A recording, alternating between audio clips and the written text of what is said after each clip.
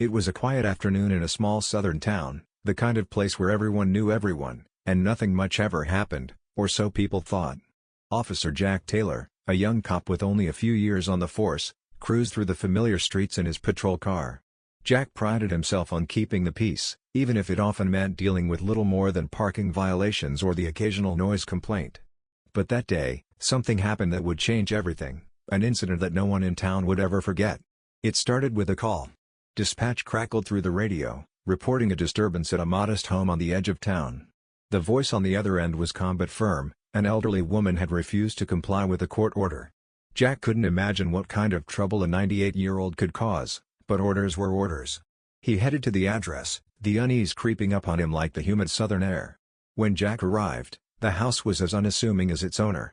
A small crowd of neighbors had gathered, whispering among themselves as they watched the scene unfold. Jack stepped out of his car, his polished boots crunching against the gravel driveway. He scanned the yard, noting the overgrown bushes and the peeling paint on the shutters. It was a place that had seen better days, but it held a sense of history, like it had weathered storms no one else could understand. And then, there she was. Sitting calmly on the porch in a worn rocking chair was Ms. Louise Carter. Her frame was frail, her hands resting on a cane, but her eyes burned with a quiet defiance. She was dressed neatly in a floral dress, her white hair tucked under a straw hat. To Jack, she looked like someone's sweet grandmother, the kind who baked pies and told old stories. But the way she stared him down made it clear she wasn't backing down. "Ma'am," Jack began, trying to keep his tone respectful, "I'm here about the court order. It's my job to see that it's enforced." Louise didn't flinch. "I know why you're here," she said, her voice steady. "But some things aren't right, young man, and I won't be a part of them." Jack hesitated. He'd been trained to handle resistance, but this wasn't the kind of defiance he was used to. This wasn't a drunken brawl or an unruly teenager. This was something deeper, something that felt wrong. Still, he had a job to do. "Ma'am, I need you to come with me," he said, stepping closer to the porch.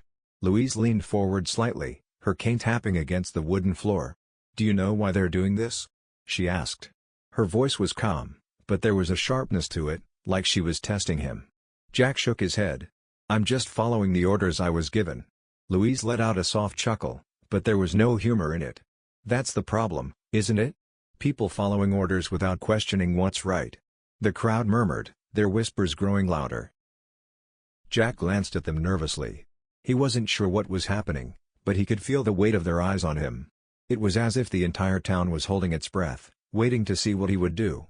"Ma'am," he said again, more firmly this time, "if you don't come willingly, I'll have no choice but to place you under arrest." Louise looked at him for a long moment, her expression unreadable. Then, slowly, she rose from the rocking chair. Her movements were deliberate, almost ceremonial, as if she were preparing for something much bigger than the scene playing out before them. "You can arrest me if you want," she said softly. "But you'll regret it." Her words sent a chill down Jack's spine, though he couldn't explain why. He reached for his handcuffs, trying to ignore the knot forming in his stomach. As he gently took her arm, he noticed something strange. Her neighbors weren't just watching. They were filming. Every phone in the crowd was raised, capturing every second of the encounter. Jack escorted Louise to the patrol car, feeling the weight of their stares and the hum of their murmurs. He opened the door and helped her in, careful not to hurt her. She moved without resistance, her calm demeanor making the entire moment feel surreal. As he drove away, Jack couldn't shake the feeling that he had just made a terrible mistake. Louise sat silently in the back seat, her gaze fixed out the window. She didn't speak, but her presence was enough to fill the car with an unspoken tension. What had she meant by those words? Why had the neighbors seemed so invested in her arrest? And why did Jack feel like he had just stepped into the middle of something much bigger than himself? The answers were coming, but not the ones Jack expected. As Jack drove toward the station, the uneasy silence in the patrol car gnawed at him. He glanced at Louise in the rearview mirror. She sat still, her hands folded over the cane she refused to part with, her posture too composed for someone who had just been arrested. Jack found himself questioning everything about the situation. He couldn't shake the feeling that there was a story behind this, one he didn't yet understand.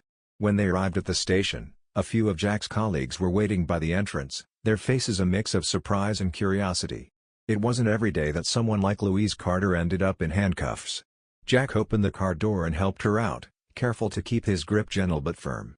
She looked up at him, her piercing eyes locking onto his with an unsettling intensity.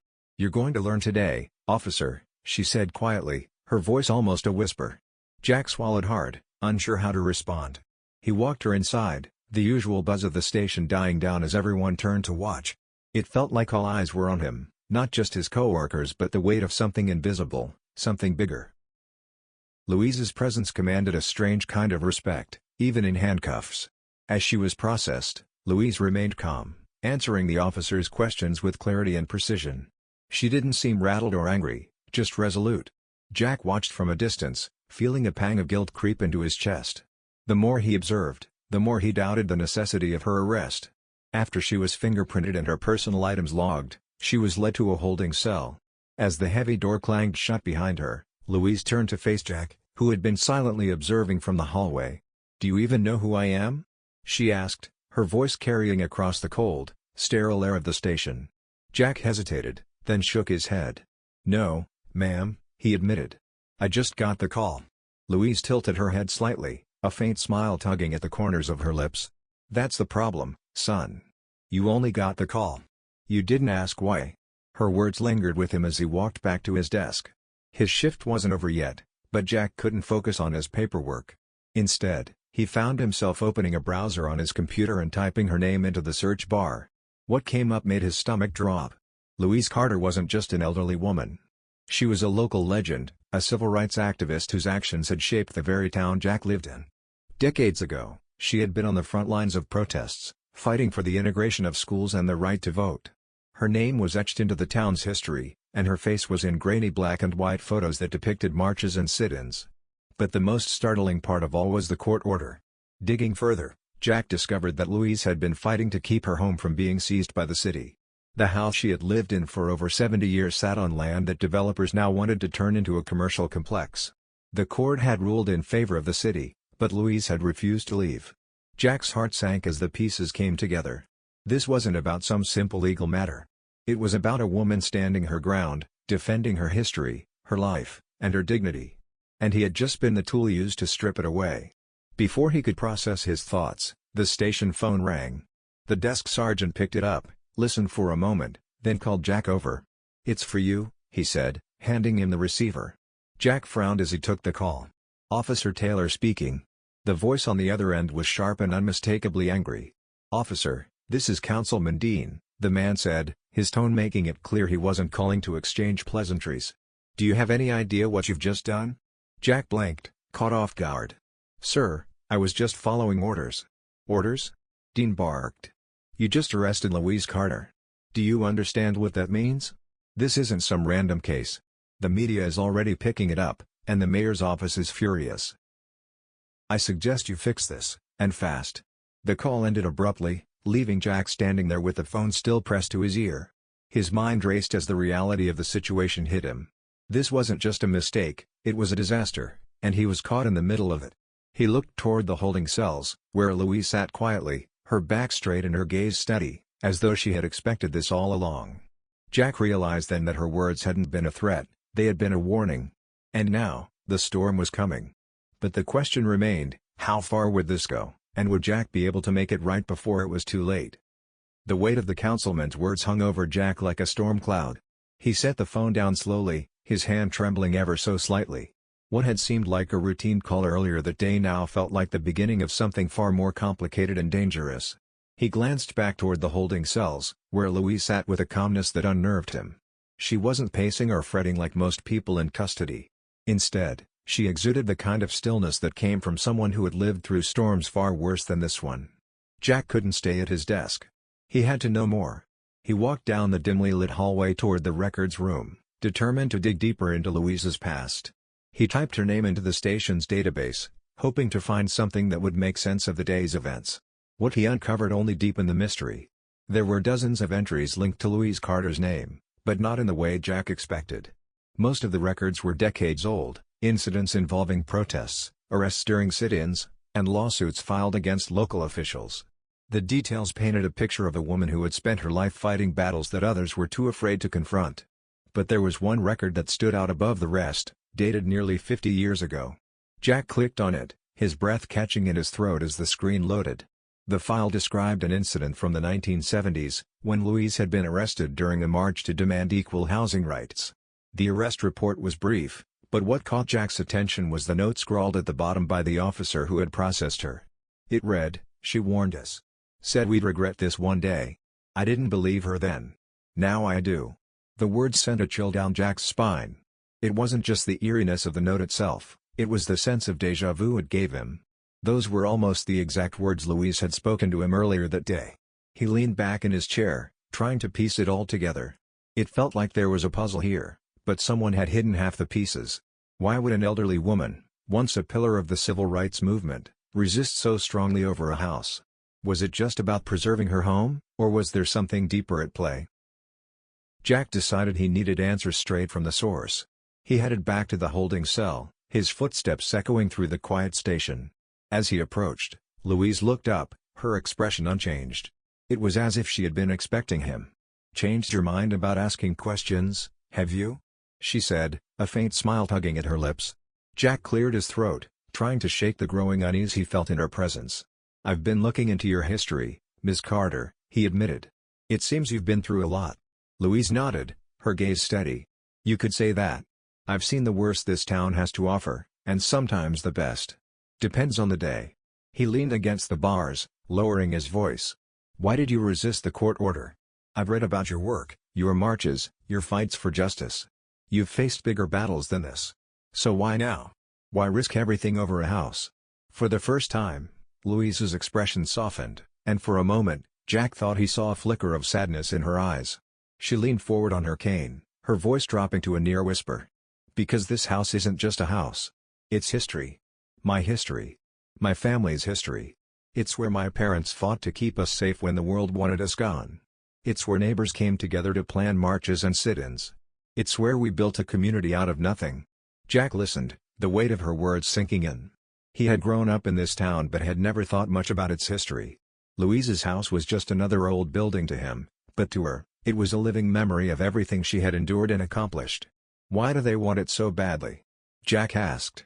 Louise's jaw tightened, and her eyes darkened. "They don't care about me or this house. They care about money. Developers want to tear it down to make way for another strip mall or luxury condos. They call it progress, but it's just greed dressed up in a suit and tie." Jack sighed, running a hand through his hair. He wanted to believe her, but part of him still struggled to understand why the situation had escalated to this point. "I'm not saying I agree with what's happening," he said carefully, "but couldn't you have fought this another way? You have a legacy, Ms. Carter. People respect you. Maybe there's still a chance to negotiate." Louise laughed softly, though there was no humor in it. "Negotiate? With people who don't even see me as human? You're young, Officer Taylor. You still think the system works for everyone. But trust me, it only works for those who hold the power. And people like me? We only get power when we take it." Her words hit Jack harder than he expected. He wanted to argue, to tell her she was wrong, but deep down, he knew there was truth in what she said. He thought about the crowd outside her house, the way her neighbors had rallied around her, filming every moment. It wasn't just about Louise. It was about what she represented to them, a symbol of resistance, of standing up when no one else would. Before he could respond, the door to the holding area swung open, and the desk sergeant stepped in, his face tense. "Taylor," he said, his voice low. "You've got visitors." Jack turned, confused. "Visitors?" The sergeant nodded. "A lawyer and some reporters. Looks like word's gotten out." Jack's stomach churned. This was spiraling out of control faster than he could keep up. He looked back at Louise, who gave him a knowing smile. "Told you this was bigger than you," she said. Jack left the holding area, his mind racing. In the station lobby, a small group had gathered, 2 reporters with cameras slung over their shoulders, a man in a sharp suit who could only be Louise's lawyer, and a woman holding a clipboard who appeared to be some kind of activist. They were speaking with the desk sergeant, their voices firm but polite. The lawyer turned as Jack approached, sizing him up with a quick glance. "Officer Taylor, I presume?" he said, extending a hand. Jack shook it, noting the man's firm grip. "I'm Richard Hargrove," the lawyer said. "I'm here on behalf of Ms. Carter. I trust you're aware of the situation." Jack nodded, trying to maintain his composure. "I am." Richard's expression was unreadable, but his tone was measured. "Then you'll understand why this arrest is not only unnecessary but also a serious misstep. Ms. Carter has a right to due process, and this spectacle is an insult to everything she's worked for." Jack opened his mouth to respond, but before he could, one of the reporters stepped forward, a microphone in hand. "Officer Taylor, do you have any comment on the arrest of a 98-year-old civil rights icon? What led to this decision?" The room seemed to close in around Jack. Cameras were pointed at him, lights glaring in his face. He felt the weight of their questions, their expectations, their judgment. And behind it all, Louise's voice echoed in his mind, "You'll regret this." The tension was mounting, and Jack realized that whatever came next would define not just his day but possibly his career. The world was watching now, and there was no turning back. Jack stood frozen, the buzz of reporters' voices and the glare of camera lights swirling around him like a storm. His usual confidence as an officer was gone, replaced by a sinking feeling that he was part of something far bigger than himself. He had walked into this thinking it was a routine arrest, but now it felt like he was carrying the weight of an entire town's history on his shoulders. I'm just an officer following protocol," he finally managed to say, his voice uneven. "This wasn't my decision." The reporter didn't back down. "But you were the one who made the arrest, correct? Didn't you think it was excessive to handcuff someone of her age, given her reputation?" Jack opened his mouth to respond, but Richard Hargrove, Louise's lawyer, stepped in smoothly. "That's enough," he said firmly, his tone cutting through the tension like a blade. "Officer Taylor isn't the story here. The story is about Louise Carter, a woman who has spent her life fighting for justice, now being treated like a criminal for defending her home." The reporters shifted their focus, firing questions at Richard instead, but Jack could still feel the weight of their stares. He backed away toward the hallway, his pulse racing. He needed air, space to think, but even in the quieter part of the station, the walls felt like they were closing in. He glanced toward the holding cells, where Louise sat as if none of this chaos were happening. Her calmness wasn't just unsettling, it was infuriating. How could she be so composed when his entire world was unraveling? Jack's thoughts were interrupted by the desk sergeant's voice behind him. "You okay, Taylor?" Jack turned, realizing he must look as shaken as he felt. He nodded quickly, though it was far from the truth. "Yeah. Just processing everything." The sergeant studied him for a moment before lowering his voice. "Look, this whole thing's a mess, but don't take it personally. You were doing your job. You couldn't have known it'd blow up like this." "Maybe I should have," Jack muttered under his breath, his gaze drifting back to Louise. "She warned me." The sergeant raised an eyebrow. "Warned you about what?" Jack hesitated, unsure how to explain. "She said I'd regret it," he finally said. "And the more I think about it, the more I feel like she's right." The sergeant sighed, clapping a hand on Jack's shoulder. "Let the higher-ups deal with it. They'll smooth it over. Just keep your head down, and don't let it get to you." Jack nodded, though the advice did little to ease his turmoil. As the sergeant walked away, Jack's phone buzzed in his pocket. He pulled it out, seeing a flurry of notifications, news articles, social media posts, even messages from friends. The arrest was already trending online, with headlines like "Civil Rights Icon Arrested," "Outrage in Small Town, a 98-year-old Activist Defies Court Order, Sparks Nationwide Debate." Scrolling through the comments, Jack felt his stomach churn. People were furious, calling for justice, demanding accountability. And his name was starting to appear, tied to words like disgrace and coward. He quickly locked the screen, shoving the phone back into his pocket. The station felt suffocating now, every noise amplified, every glance from his colleagues heavy with unspoken judgment. Jack knew he needed to confront Louise again, to understand what she wasn't saying. There had to be more to this than just a house. He walked back to the holding area, his footsteps echoing louder than they should have. Louise looked up as he approached, her expression unreadable.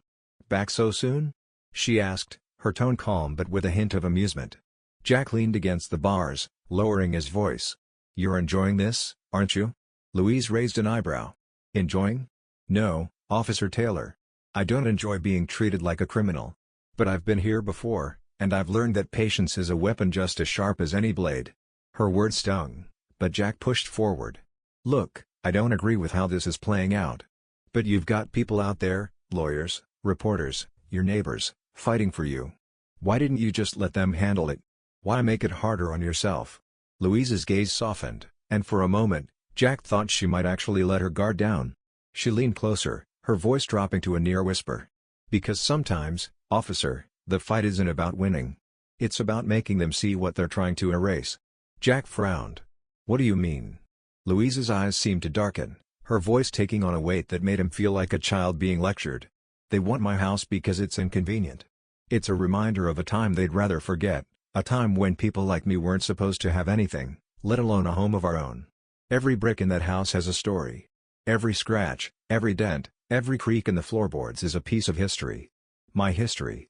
And if I let them take it, it's like saying none of it mattered. Her words hit Jack like a punch to the gut. He had grown up in this town, but he had never thought about its history in the way Louise described. To him, the past was just that, the past. But to Louise, it was alive, breathing, woven into the very walls of her home. Before Jack could respond, the station doors burst open, and a new wave of voices flooded the air. He turned to see a crowd spilling into the lobby, neighbors, activists, even more reporters. They carried signs with phrases like "Justice for Louise" and "Protect our history." The energy in the room was electric, a mix of anger and determination that made the air feel heavy. The desk sergeant appeared again, his face pale. "Taylor, we've got a situation." Jack nodded, already feeling the weight of it. The crowd wasn't just here for Louise, they were here for answers, for justice, for something he wasn't sure he could give them. And as he looked back at her, sitting quietly in her cell, he realized that she had known this was coming all along. "You were right," Jack said softly, his voice barely audible over the commotion. "This is bigger than me." Louise smiled faintly, her expression almost sad. "It always was, officer. It always was." The station lobby was chaos. The voices of the crowd mingled with the sound of camera shutters, creating a cacophony that made it impossible to think clearly. Jack stood near the holding area, watching the scene unfold with a sense of dread. The crowd wasn't just angry, they were determined. They were there for Louise, but their frustration extended far beyond her arrest. It was about what she represented, the decades of struggle etched into every line on her face. From the corner of the room, Jack noticed Richard Hargrove speaking into a microphone, addressing the reporters with practiced confidence. "Louise Carter is not just a woman protecting her home," he said, his voice carrying over the noise. "She's a symbol of resilience, of the fight against injustice that many thought was long over. But today proves that the fight is far from finished." The crowd erupted into cheers, the words striking a chord with everyone present. Jack's stomach tightened. He had thought of Louise as a stubborn old woman clinging to a house, but now he saw how much more she meant to these people. She wasn't just a person, she was a movement. As the noise in the lobby grew, Jack felt a hand on his shoulder. He turned to see Chief Reynolds, his usually calm face lined with worry. "Taylor, we've got to handle this carefully," the chief said, his voice low. "This situation is a powder keg, and if we're not careful, it's going to explode." Jack nodded, but the weight of the situation felt crushing. "What do you want me to do, Chief?" "Stay out of sight for now," Reynolds said. "You're too close to this. Let me and the PR team handle the crowd. We don't need things getting worse." Jack hesitated, glancing back toward Louise's cell. "What about her?" Reynolds sighed, his expression grim. "We'll have to process her like anyone else, but let's just say we're treading lightly. The last thing we need is more bad press." Jack stepped aside as the chief walked toward the lobby, trying to project an air of authority. But even as Reynolds addressed the crowd, Jack could see the cracks in his confidence. This wasn't something that could be smoothed over with a press statement. It was a battle for the soul of the town, and no amount of careful wording could change that. Back in the holding area, Louise was watching everything with a calm, almost amused expression. Jack walked over to her, lowering his voice. "You've got half the town out there ready to fight for you. Did you know it would come to this?" Louise tilted her head, her gaze steady. "I didn't know," she admitted. "But I hoped. Sometimes it takes one spark to light a fire. I've seen it happen before." Jack leaned against the bars, his frustration bubbling over. "But what if it's a fire no one can control? What happens then?" Louise didn't answer right away. When she finally spoke, her voice was softer, almost sad. "Sometimes things have to burn before they can be rebuilt." Her words sent a chill through Jack, and for a moment, he didn't know how to respond. He wanted to argue, to tell her that there were better ways to fight, but deep down, he wasn't sure he believed that anymore. As the hours dragged on, the tension in the station only grew. Outside, more people gathered, holding candles and chanting Louise's name. Inside, the officers were on edge, their usual routines disrupted by the weight of the situation. Jack wandered through the station, his thoughts swirling. Every time he tried to make sense of what was happening, He ended up with more questions than answers. At one point, he overheard two officers talking near the break room. "I heard the developers offered her a fortune for that house," one of them said. "Why didn't she just take the money and move?" "Because it's not about the money," the other replied. "It's about principle. You think she'd let them bulldoze her history for a strip mall? Not a chance." Jack walked away before he could hear more. The conversation only reinforced what he already knew: this wasn't just about a house. It was about something deeper, something that couldn't be measured in dollars or court orders. That night, as the station quieted down, Jack found himself sitting at his desk, staring at the arrest report. He had filled out hundreds of these before, but this one felt different. Every detail seemed weighted, as if it carried more meaning than the words on the page. He thought about Louise's house, about the stories it held. He thought about the crowd outside, their faces lit by candlelight as they stood vigil. And he thought about his own role in all of it, the part he had played in setting this chain of events in motion. The silence was broken by the sound of a chair scraping against the floor. Jack looked up to see Louise's lawyer standing in the doorway, his suit slightly rumpled but his expression as sharp as ever. "You've got a problem, Officer Taylor," Richard said, walking over to Jack's desk. Jack frowned. "What now?" Richard placed a folder on the desk, opening it to reveal a stack of documents. "These are records from the town council's meetings over the past year," he said. "They show a pattern of targeting historically black neighborhoods for redevelopment. Louise's house is just the latest in a long line of properties they've tried to take." Jack skimmed the documents, his heart sinking as he read the details. This can't be legal," he said. "It's not," Richard replied. "But proving that in court is a long, uphill battle. In the meantime, they're banking on people like Louise giving up. They don't expect anyone to fight back." Jack leaned back in his chair, the weight of the truth settling over him. "Why are you telling me this?" Richard's expression softened, just slightly. "Because you're not the enemy here, officer. You're just a cog in the machine. But you've got a choice. You can either keep turning the gears, or you can do something about it." Jack didn't respond right away. He wasn't sure what to say. The lawyer's words struck a nerve, forcing him to confront a question he had been avoiding all day: what kind of man did he want to be? As Richard walked away, Jack looked back toward the holding cells. Louise was still there, her calm demeanor unchanged. But now, Jack saw her in a different light. She wasn't just a woman fighting for her home. She was a symbol of everything the town had tried to ignore, a reminder that history couldn't be erased so easily. And as the night wore on, Jack realized that his part in this story wasn't over, not by a long shot. The weight of the day pressed heavily on Jack as the hours stretched into the early morning. The hum of fluorescent lights in the station became a constant background noise, blending with the muffled sounds of the crowd still gathered outside. Their chants had softened into a steady rhythm, almost like a heartbeat that refused to let the moment die. Jack couldn't shake Richard's words, "You've got a choice." It echoed in his mind, tangling with Louise's calm defiance and the stark truths laid out in those documents. He had spent years upholding laws he believed were fair, serving a town he thought he understood. But now, those beliefs felt as fragile as glass, cracking under the weight of everything he'd seen and heard. He stood abruptly, his chair scraping against the floor. He needed to move, to shake the unease that had settled in his chest.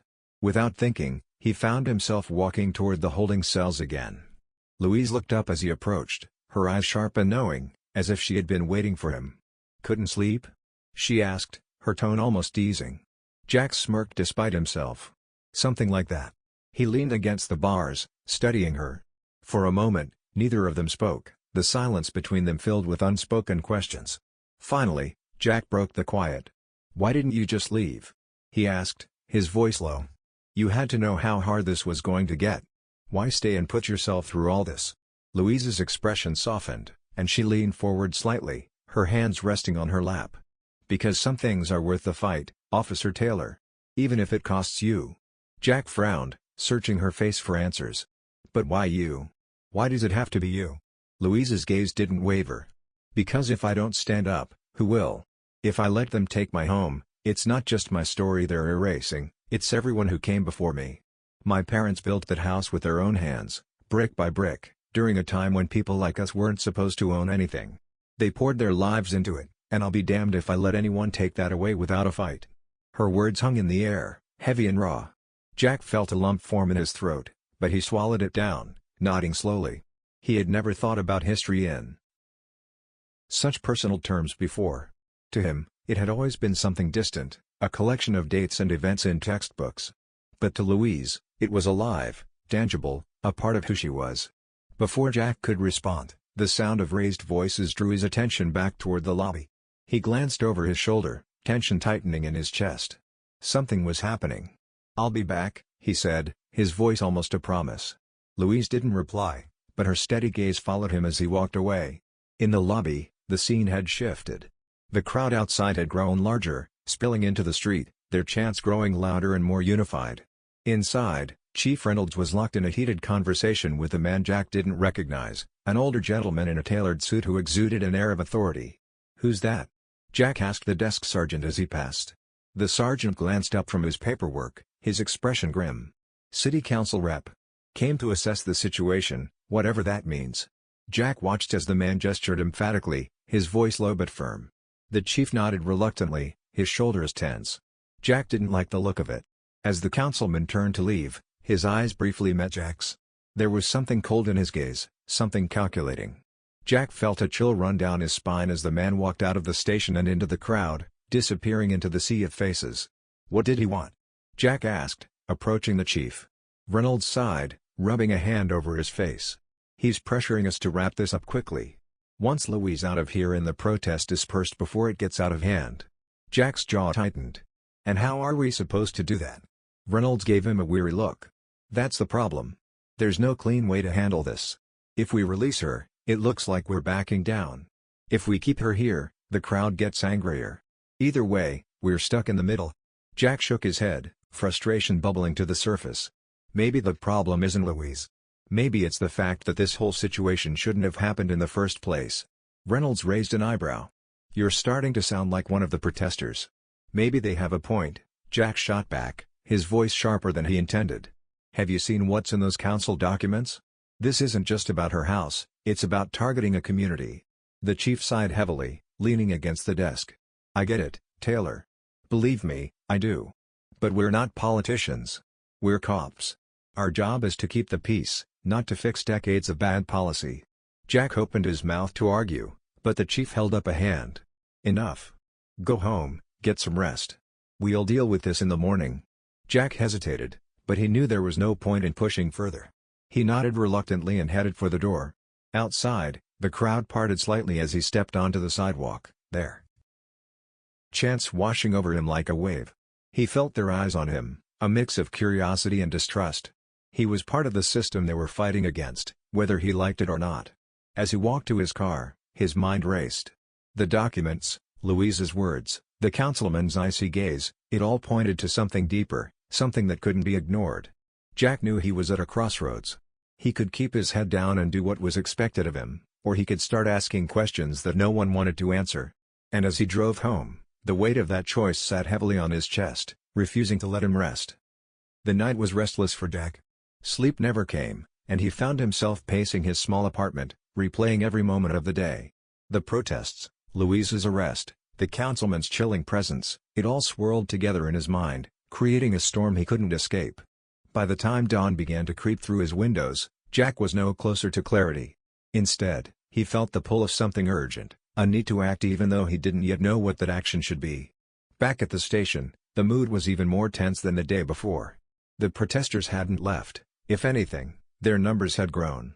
News crews had set up outside, their cameras capturing every chant, every tear-streaked face, every raised sign demanding justice for Louise.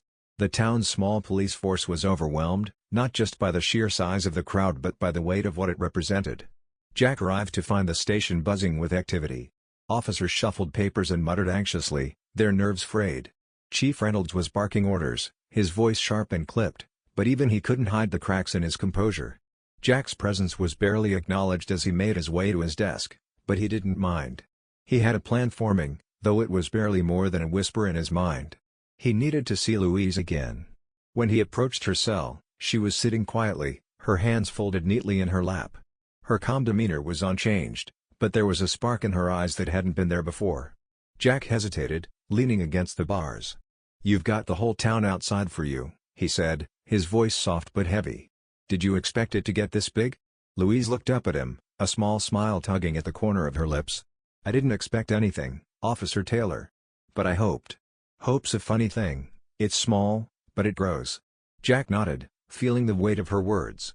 I looked through the council records. What they've been doing. It's not right. No, it's not, Louise agreed, her voice steady. But that's how power works, isn't it? They chip away at you bit by bit, hoping you'll get tired and give up. Jack leaned closer, lowering his voice. I want to help. I don't know how yet, but I can't keep pretending this is okay. For the first time. Louise's expression softened into something like gratitude. Then you've already done the hardest part, son. You've opened your eyes. Before Jack could respond, a loud commotion erupted from the lobby. Shouts echoed through the station, followed by the unmistakable clamor of a crowd surging forward. Jack rushed toward the noise, his heart pounding. He arrived to find the protesters had pushed their way into the building, their chants filling the air. Officers scrambled to hold them back, forming a human barrier between the crowd and the rest of the station. At the center of the chaos stood Richard Hargrove, his presence commanding. He raised his hands, calling for quiet, and the crowd reluctantly settled. His voice rang out, clear and firm. "We're not leaving until Louise Carter is released," he said, his words cutting through the tension like a knife. "This isn't just about one woman, this is about all of us. And we won't let this injustice stand." The crowd roared in agreement, their energy palpable. Jack's chest tightened as he looked around, seeing the desperation and determination on their faces. He knew this moment was teetering on the edge, one spark away from becoming something uncontrollable. Chief Reynolds stepped forward, his face drawn and pale. "This isn't the way to handle this," he said, his voice strained but authoritative. "We're following the law, and we need everyone to remain calm." But the crowd wasn't interested in calm. They surged forward again, their voices rising in unison. Jack's eyes darted to the news cameras, capturing every second of the escalating tension. This was a moment the town wouldn't forget, no matter how it ended. Amid the chaos, Jack felt a hand on his arm. He turned to see Richard beside him, his expression intense. "This is your chance, Officer Taylor," he said. "You know this isn't right. Do something." Jack froze, his mind racing. The weight of the moment pressed down on him, every decision feeling impossibly heavy. He looked at the crowd, then back at Richard, and finally toward Louise's cell. The world seemed to narrow, everything else fading into the background. The choice was his, and he knew there was no turning back. Jack's heart pounded in his chest, his thoughts a whirlwind of doubt and urgency. He could feel every gaze in the room, even those not directly on him. The station was no longer a place of order, it had become a boiling point, a space where anger, fear, and hope collided in an overwhelming storm.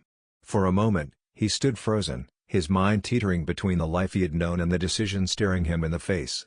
Richard's words echoed in his ears. Do something. But what? What could he, one officer, realistically do to untangle this mess? Yet deep down, Jack knew the answer. It wasn't about untangling anything. It was about making a stand, even if that stand felt impossible. Before he could speak, Chief Reynolds' voice boomed across the room, cutting through the tension. "Everyone needs to back away. If you don't clear out, we'll have no choice but to make arrests." The chief's words were met with defiance. The protesters surged forward again, their voices rising in a chaotic crescendo. Signs waved above the sea of people, their messages sharp and pointed: justice for Louise. End the land grab. Stop the corruption. Jack's pulse quickened as he scanned the crowd, searching for some kind of clarity. Instead, he found more confusion, more determination, and, above all, more humanity. In the middle of the crowd, he spotted a young girl, no older than 10, clutching a handmade sign with shaky letters. "My grandma's house is next." She stood beside an older woman who clung to her arm protectively, both of them looking small in the overwhelming crowd but unwavering in their stance. Jack's throat tightened. This wasn't just about Louise. It never had been. Reynolds barked another order, and Jack watched as officers began moving toward the crowd, forming a line that pushed them back step by step. It was controlled, measured, but barely. Jack could see the fear in the officers' faces, the desperation in the protesters' eyes. The room felt like a matchstick ready to ignite. Richard turned to Jack again, his voice low but firm. "If you don't act now, it's over. They'll arrest more people, sweep this under the rug, and it'll be business as usual. Is that what you want?" Jack shook his head, his voice hoarse. "No. But if I do something, I might lose everything." Richard's gaze didn't waver. "And if you don't, you'll lose something bigger." The words hit Jack like a blow. He looked around the room one more time, his eyes settling on Louise in her cell. She was watching everything unfold with a calmness that seemed almost otherworldly, but Jack could see the weariness behind it. She wasn't invincible. She was human, just like everyone else in this fight. Jack took a deep breath and stepped forward. His movements felt slow, deliberate, like walking through water. The noise around him faded, replaced by the pounding of his heart. He stopped in front of the chief, who turned to him with a mix of surprise and frustration. "Taylor, what are you doing?" Reynolds snapped, his voice sharp. Jack swallowed hard. His voice came out steady, but his hands were trembling. "Chief, this isn't right." "You know it isn't." Reynolds' eyes narrowed. "Don't start this now, Taylor. We're already on the edge here." "I'm not starting anything," Jack said, his voice growing stronger. "I'm pointing out what we've ignored for too long. This isn't just about one woman refusing to leave her house. This is about a system that's been pushing people like her out for years. We're just the ones enforcing it." The room seemed to hold its breath. The crowd quieted slightly, their attention shifting to the exchange. Jack could feel the weight of their expectation, but he forced himself to stay steady. Reynolds took a step closer, lowering his voice. "Do you have any idea what you're doing right now? You're jeopardizing your career." Jack met his gaze head-on. "Maybe it's time I did." The chief's jaw tightened, but before he could respond, a sudden commotion erupted near the door. The councilman had returned, flanked by two assistants. His presence silenced the crowd almost instantly, his cold, calculated demeanor casting a shadow over the room. "What is going on here?" the councilman demanded, his voice smooth but sharp. "Why hasn't this situation been resolved?" Reynolds straightened, his shoulders stiff. "We're handling it." "It doesn't look like it," the councilman replied, his tone icy. His eyes scanned the room, settling briefly on Jack. A flicker of recognition crossed his face, but it was gone as quickly as it came. Jack felt his stomach churn. The man's presence was suffocating, his authority undeniable.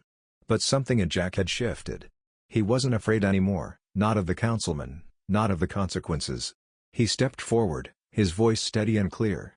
"This isn't a situation," Jack said. "It's a protest. And it's happening because people are tired of being ignored, of being pushed out of their homes and treated like they don't matter." The councilman's gaze hardened. "And who are you to speak for them?" "I'm someone who finally decided to listen," Jack replied. The room fell into a tense silence, the air thick with anticipation. Jack could feel every eye on him, every emotion boiling beneath the surface. This was the moment everything had been leading to, the tipping point that would determine whether things changed or stayed the same. And for the first time in his life, Jack wasn't just a bystander. He was part of the fight. The room stayed frozen for what felt like an eternity. The councilman's glare bore into Jack, and for a brief moment, Jack wondered if he'd gone too far. He wasn't just questioning authority, he was challenging the very foundation of the system that had defined his town for decades. But there was no turning back now, not with the crowd watching, not with Louise sitting silently in her cell, her quiet strength urging him forward. The councilman's lips curved into a tight, humorless smile. "You're out of your depth, Officer Taylor," he said, his voice dripping with condescension. "This isn't your fight. You don't understand the complexities of what's happening here." Jack squared his shoulders, his voice unwavering. "What I understand is that people are losing their homes. Families are being torn apart. And all because a few powerful people decided their profits mattered more than human lives." The councilman's smile faltered, replaced by a flicker of irritation. But before he could respond, a commotion erupted from the far side of the room. A young man pushed his way through the crowd, his face flushed with urgency. He held a thick folder in his hands, waving it above his head as he shouted, "Wait. I have proof. Proof that they're lying." The room turned toward him, the tension shifting as curiosity took hold. Jack recognized him as one of the protesters who had been standing near the back of the group earlier. The young man stumbled forward, breathless but determined, and thrust the folder toward Jack. Jack hesitated for only a moment before taking it. He opened the folder and began flipping through the pages, his eyes widening with every document. Property records, eviction notices, internal memos, it was all there, a paper trail that painted a damning picture of corruption and greed.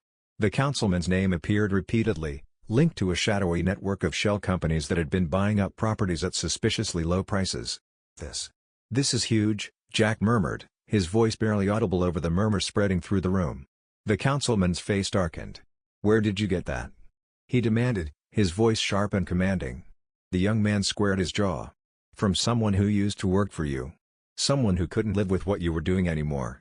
The councilman's calm facade cracked, his expression twisting into something ugly.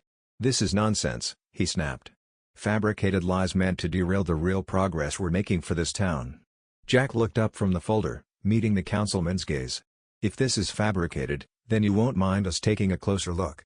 The crowd erupted into cheers, their energy surging as the tide began to turn. But the moment of triumph was short-lived. One of the councilman's assistants stepped forward, whispering something in his ear. The councilman's face hardened, and he straightened his posture, his voice taking on a menacing edge. "You're making a mistake, Officer Taylor," he said. "You think you've uncovered some grand conspiracy, but you have no idea what you're up against. This isn't just about me. There are forces at play here that you can't begin to comprehend." The words sent a chill down Jack's spine. He glanced back at the folder in his hands, the weight of it suddenly feeling much heavier. What had he just stepped into? Before he could respond, the station's lights flickered, then went out entirely, plunging the room into darkness. Gasps and shouts filled the air as people scrambled to find their bearings. Jack's hand instinctively went to his belt, fumbling for his flashlight. When he turned it on, the beam of light cut through the darkness, revealing the uneasy faces of the crowd. "Stay calm," Jack called out, his voice firm. "Everyone stay where you are." But his words did little to ease the rising panic. The crowd shifted uneasily, the confined space amplifying their fear. Jack swung his flashlight toward the councilman, but the man was gone. So were his assistants. Jack cursed under his breath, his mind racing. The darkness wasn't a coincidence, it was a distraction, a way for the councilman to slip away unnoticed. The gravity of the situation hit Jack like a punch to the gut. This wasn't just about Louise or the protesters. It was bigger than he'd realized, a web of corruption that went far beyond his small-town police station. And now, he had a target on his back. As the emergency lights flickered on, casting the room in an eerie red glow, Jack made a decision. He turned to the young man who had brought him the folder. "You need to get this somewhere safe," he said, shoving the documents back into his hands. "Find someone who can expose this to the public, someone with real reach." The young man nodded, his expression grim but resolute. "What about you?" Jack glanced toward Louise's cell, then back at the crowd. "I'm staying. This isn't over yet." The young man slipped away into the crowd, clutching the folder tightly. Jack turned back to the protesters, their faces a mix of fear and hope. He didn't have all the answers, but he knew one thing for certain: the fight wasn't over. And he wasn't backing down. The red emergency lights cast long, shifting shadows across the station, giving the room an almost surreal quality. Jack's mind raced as he scanned the crowd for any sign of the councilman or his assistants. They had vanished too quickly, almost as if they'd anticipated this exact moment. The thought chilled him. This wasn't an ordinary slip-up. This was a calculated move, and Jack knew he was running out of time. The protesters, though shaken by the sudden blackout, began regaining their composure. Richard stepped forward, his expression a mixture of anger and determination. "They're trying to scare us," he said, his voice carrying over the murmurs. "Don't let them win. We're here for Louise, and we're here for everyone they've trampled on." A wave of agreement rippled through the crowd, but Jack could see the fear lurking just beneath the surface. This wasn't just about property disputes or local corruption anymore. It felt bigger, darker, even. The councilman's cryptic warning replayed in Jack's mind: "There are forces at play here that you can't begin to comprehend." Louise, still seated in her cell, leaned forward and called out to Jack. Her voice was calm but tinged with urgency. "They won't stop, you know. Not until they silence anyone who stands in their way." Jack walked toward her, the weight of her words settling heavily on his shoulders. "Who are they, Louise? Who's behind all this?" She gave him a knowing look, her lined face illuminated by the crimson light. "It's not just the councilman. He's a puppet, just like the rest of them. The real power doesn't show its face. It hides in the shadows, pulling strings, making sure the rest of us stay quiet and compliant." Her words sent a shiver down Jack's spine. "And you think this is connected to your eviction?" Louise nodded, her gaze steady. "It's all connected. They want our land, not for development but for control. They'll use it to tighten their grip, to turn this town into something unrecognizable. And they'll destroy anyone who stands in their way." Jack opened his mouth to respond, but before he could, the station's front doors burst open. A group of uniformed men stormed in, their movements precise and aggressive. They weren't local police, Jack could tell that immediately. Their dark uniforms bore no insignia, and their faces were obscured by tactical masks. "Everyone stay where you are." One of them barked, his voice amplified by the distortion of a helmet microphone. The crowd froze, their earlier resolve replaced by a palpable sense of dread. Jack stepped forward, instinctively placing himself between the newcomers and the protesters. "Who are you?" he demanded. "This is a police station, you can't just barge in here." The leader of the group stepped closer, his height and imposing gear making him seem larger than life. "We're here under federal authority," he said coldly. "This situation has escalated beyond your jurisdiction, officer." "Federal authority?" Jack repeated, his tone skeptical. "Where's your identification? Your orders?" The man didn't answer. Instead, he motioned to his team, who began fanning out across the room. Two of them headed straight for Louise's cell. Jack's heart pounded as he moved to block their path. "You're not taking her," he said firmly. The leader's expression didn't change, but Jack could sense his annoyance. "Step aside, officer. You don't understand what's at stake here." Jack's jaw tightened. "You're right, I don't. But I know this isn't how justice works." The man tilted his head, as if considering Jack's words. Then, without warning, he raised his hand and made a sharp gesture. One of his team members moved forward, grabbing Jack by the arm and shoving him to the side. Jack stumbled but managed to keep his footing. The crowd erupted into angry shouts, their frustration boiling over as the masked men continued their advance. Louise stood up in her cell, her expression calm but defiant. "You think you can scare me?" she said, her voice steady despite the chaos. "I've lived through worse than you. And I'm not going anywhere." The leader stopped in front of her cell, his gaze locked on her. For a moment, the room seemed to hold its breath. Then, he turned back to his team. "Take her." "No," Jack shouted, lunging forward. He grabbed one of the men by the arm, pulling him back, but another stepped in, shoving Jack to the ground. The protesters surged forward, their voices rising in protest, but the masked men held their ground, their presence an immovable force. Amid the chaos, Jack caught a glimpse of Richard, his expression one of sheer determination. He was already moving toward the door, his phone in hand, likely streaming the entire ordeal live. Jack realized with a surge of hope that the world would see this. No matter how powerful these people were, they couldn't erase what was happening here. But even as that thought crossed his mind, Jack felt a deep unease. These men weren't just here to intimidate, they were here to send a message. And Jack couldn't shake the feeling that they were only scratching the surface of whatever dark forces were truly at play. As Louise was pulled from her cell and the protesters erupted in a chaotic mix of shots and tears, Jack forced himself to his feet. He wasn't done yet. This fight was far from over, and he knew he couldn't back down now, not when the stakes had become so terrifyingly clear. The room was chaos. The masked men pulled Louise toward the door, their grip tight, their movements mechanical. Jack surged forward, heart pounding, but there was nowhere to go. The uniformed men stood between him and the exit, like an immovable wall of force. His mind raced, he had to do something. This was more than just an arrest now. It was about silencing a voice that had spoken too loudly. Richard's phone was still recording, the live feed capturing the struggle as the camera wobbled in the chaos. Jack caught a glimpse of it, people in the streets watching, witnessing the injustice unfold. That gave him the courage to act. With a shout, Jack lunged at one of the masked men, catching him off guard. He slammed his elbow into the man's side, knocking him off balance. The man growled, shoving Jack back with surprising strength. But Jack didn't back down. He was fueled by more than just anger. It was determination, a drive to stop this before it went any further. "Let her go," Jack shouted, his voice raw with emotion. But the masked man didn't flinch. Instead, he raised his hand, signaling to another team member to deal with Jack. In that moment, time seemed to slow. Jack saw the other man reaching for his gun, and his heart skipped a beat. He couldn't let this escalate. Not here, not now. Before Jack could react, Louise spoke, her voice calm but carrying an undeniable authority. "You don't need to do this," she said, her eyes fixed on the leader of the group. "You're playing into their hands. All of you." The leader hesitated, his hand hovering over his weapon, and for the briefest moment, the tension in the room seemed to freeze. It was as if Louise's words had pierced through the anger and fear, hitting some deeper part of the man that made him question everything he was doing. The silence stretched. Jack could feel it too, a crack in the wall of intimidation. The masked men looked at each other, uncertainty creeping into their previously unwavering resolve.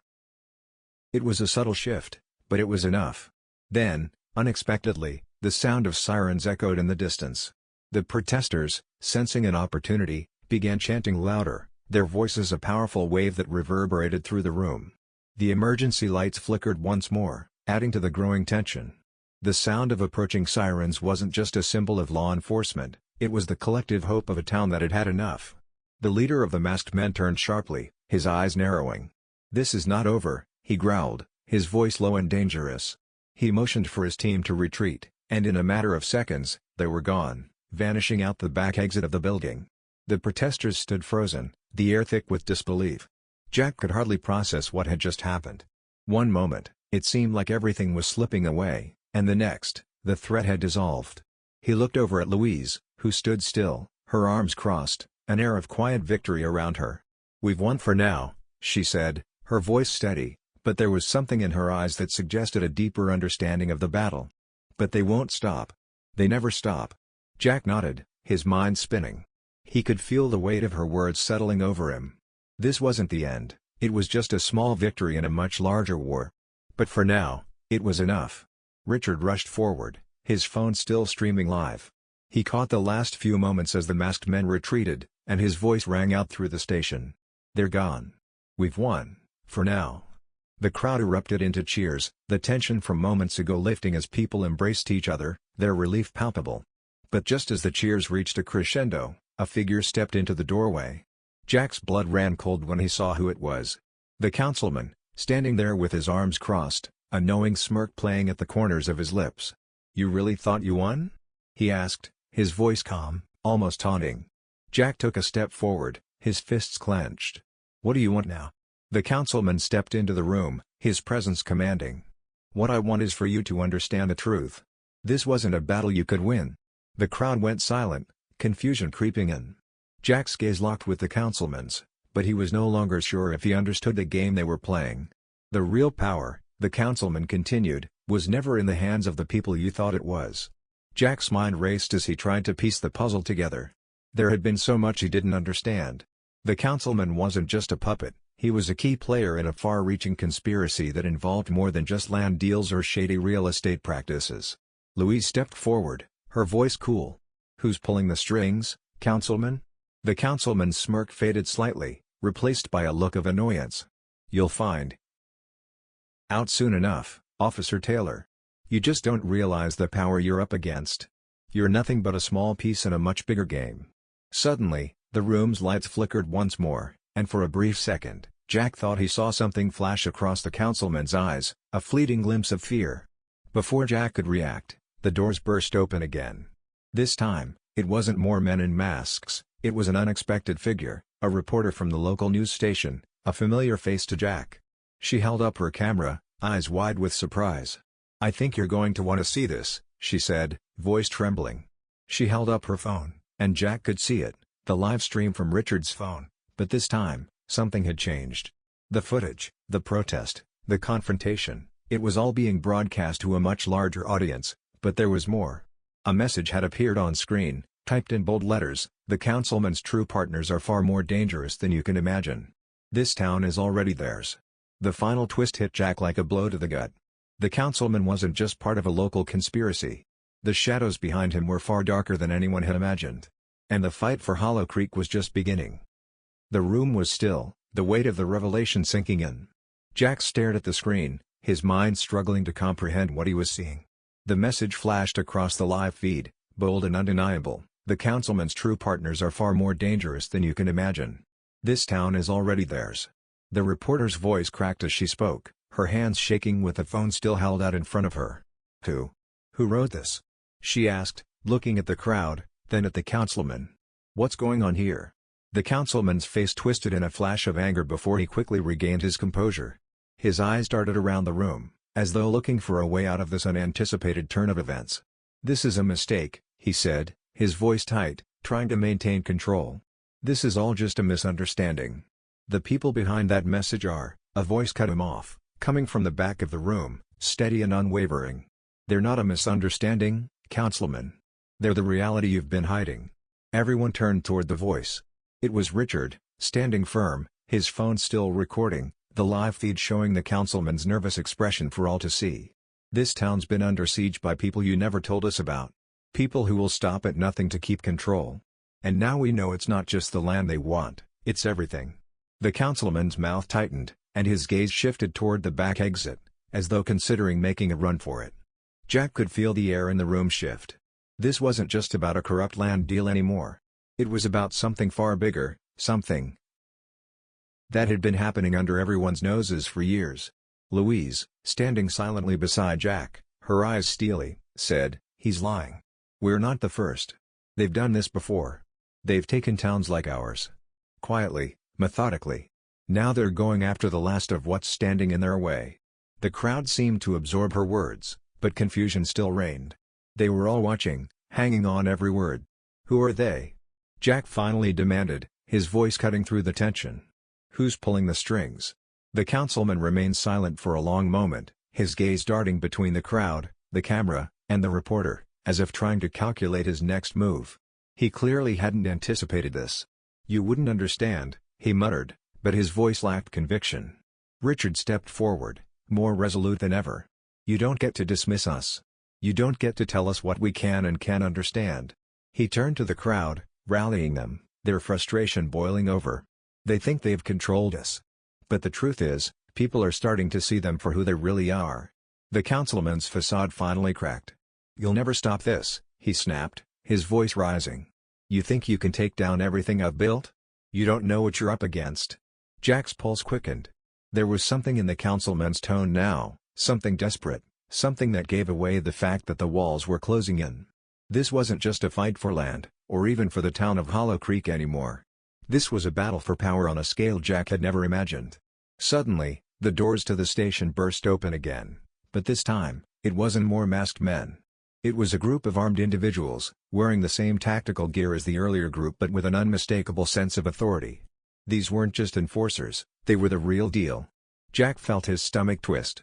They moved swiftly, as if they had rehearsed this moment countless times. One of them stepped forward, their voice cold and clear. "Step aside, officer. This is no longer your concern." The councilman stiffened, his eyes flicking to the new arrivals. The men in tactical gear moved with eerie precision, surrounding the councilman, as though guarding him from the crowd. Jack felt a sickening realization settle in. These weren't just hired thugs. They were part of something bigger, something deeper. The crowd murmured in shock, sensing the shift in the power dynamic. But before anyone could react, one of the armed men took a step toward Jack, his eyes scanning the room with a chilling detachment. "We've given you enough time," the man said, his tone flat. "Now, you need to leave. All of you." Jack stood frozen for a moment, his mind working frantically. These men weren't just here to intimidate, they were here to control. And Louise's words echoed in his mind. The truth of them slamming into him with full force: they won't stop. They never stop. The armed men advanced, pushing the protesters back, forcing everyone to retreat. Jack had no choice but to comply, the weight of the situation pressing down on him. As he backed away, his eyes met Louise's. She gave him a knowing look, the quiet defiance in her eyes unbroken. "Don't stop," she said, barely above a whisper, but Jack heard the weight of it. Suddenly, the lights in the room flickered, then went out completely. The air seemed to thicken, heavy with the sense that everything was on the verge of exploding. The reporter's phone was still recording, but now the screen was static, nothing but a black void. Then came the sound. A single, eerie, unmistakable sound, a low hum that filled the air. The walls seemed to vibrate with it, and Jack felt it in his bones, a strange, unsettling energy. The hum grew louder, the air charged with static. It wasn't just the protest. It wasn't just the councilman or his enforcers. It was something else entirely. Something that had been lurking in the shadows all along. And then, as suddenly as it had started, the sound stopped. The lights flickered back on, revealing a scene that Jack could hardly believe. The councilman was gone. The tactical men had disappeared into the night, leaving only a lingering sense of foreboding. But the live feed was still running. Richard's voice came through, breathless. "You won't believe what just happened. The councilman. He's gone. And what's left behind? A message. A warning." Jack's heart raced as he stared at the screen. The message was clear: the battle is far from over. The real game has only just begun. And with that, the screen went black. The screen remained dark for a moment, the eerie silence stretching on longer than anyone expected. Jack's heart pounded in his chest, the message still fresh in his mind: the battle is far from over. The real game has only just begun. He couldn't shake the feeling that whatever this was, it had only been the beginning. The disappearance of the councilman, the sudden blackout, the strange hum, it was all too deliberate. It wasn't just about Hollow Creek anymore. It was about something much bigger, something that reached beyond the boundaries of their small town. Jack stood in the now empty room, surrounded by the remaining protesters and reporters, who were all still trying to make sense of what had just happened. Louise was still by his side, her face set in a grim expression. She was thinking the same thing he was: this wasn't over. Not by a long shot. The power returned a few minutes later, and the room brightened as if nothing had happened. People began to murmur among themselves, exchanging confused glances, unsure of how to process the disappearance of the man they thought they had exposed. They'd fought so hard to bring the truth to light, only to be left in the dark again. But then, Richard's voice broke through the noise, coming from the live stream that had continued to broadcast even after the blackout. "You all saw it," he said, his voice steady but filled with urgency. "The councilman didn't just vanish. He's been taken. And we're not stopping here. We have to keep going. We have to make sure the truth gets out. It's the only way we'll ever take down what's really behind this." His words reignited the fire that had begun to die down in the room. Jack looked at Louise again. She didn't need to say anything. They both knew that this wasn't just about a corrupt councilman or even a shady land deal. This was about something far more sinister, an unseen force that had manipulated the town for years, if not longer. And now, they were up against it. But they were not alone. Louise moved toward the crowd, her voice rising to meet the growing murmurs. "The people behind all of this, they've controlled everything. The councilman was just their puppet. We have to keep fighting, not just for Hollow Creek, but for everyone who's been taken by this system." The protesters, who had been hesitant just moments before, now rallied behind her words. Jack could see the energy shifting in the room. They had been afraid, but now, they were starting to understand the stakes. The true enemy wasn't just one man. It was a network, a web of influence that had been entrenched for so long that it seemed untouchable. As the crowd began to chant again, louder this time, Jack felt a surge of hope. They had the momentum. They had the truth. And with the councilman gone, they had an opening, an opportunity to break through the layers of corruption that had kept them in the dark for so long. Hours passed as the protesters, now fueled by the energy of their shared purpose, took to the streets again, their voices rising in unity. The sound of their chants echoed through the empty streets, shaking the foundation of the town that had once been so quiet, so controlled. The resistance had grown beyond what anyone had expected. Even those who had remained silent before began to speak out, joining the cause with newfound determination. Back at the station, Jack and Louise sat together, quietly processing everything that had happened. Louise's phone buzzed on the table in front of them. She glanced at it, then at Jack. "It's a message from Richard," she said, unlocking her phone. She read the message aloud. "We've found something. It's bigger than we thought. There's a facility, somewhere close to here. If we can get in, we can get the answers we need." Jack felt the weight of those words settle in. This was it.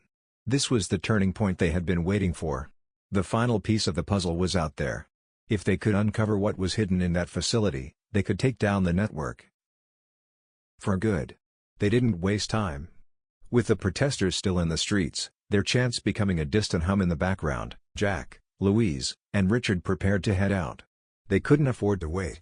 Every second counted. As they approached the facility, Jack couldn't shake the feeling that they were being watched.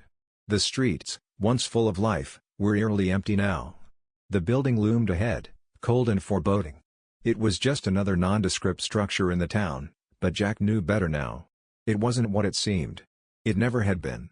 The door to the facility creaked open, and the three of them stepped inside. The tension thickened the air. They moved cautiously, every step deliberate, every sound amplified in the silence. As they reached the main area of the building, they saw rows of old computers, monitors flashing with cryptic data. But it wasn't the technology that caught their attention, it was the files. Stacks upon stacks of them, all neatly organized, labeled with names Jack didn't recognize. But one stood out to him: Project Hollow Creek. Louise stepped forward, flipping through the files with trembling hands.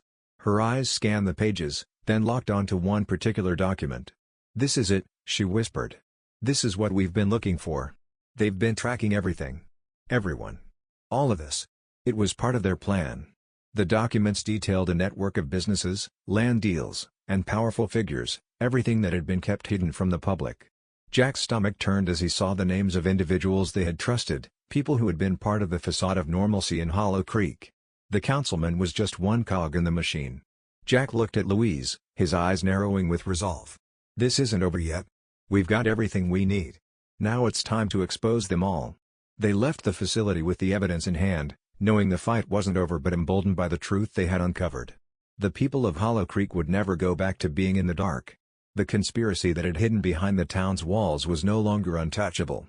And as they headed back to the streets, Jack felt the weight of the moment settle over him. This wasn't just a victory for Hollow Creek, it was a victory for everyone who had been manipulated, for everyone who had been kept in the shadows. The town might have been broken, but it was still standing, and so were they. And as the protesters marched down the streets, their voices rising with power and purpose, Jack knew that this was just the beginning of a much larger fight. The truth had a way of spreading, and they weren't going to let it be silenced again. They were ready for whatever came next.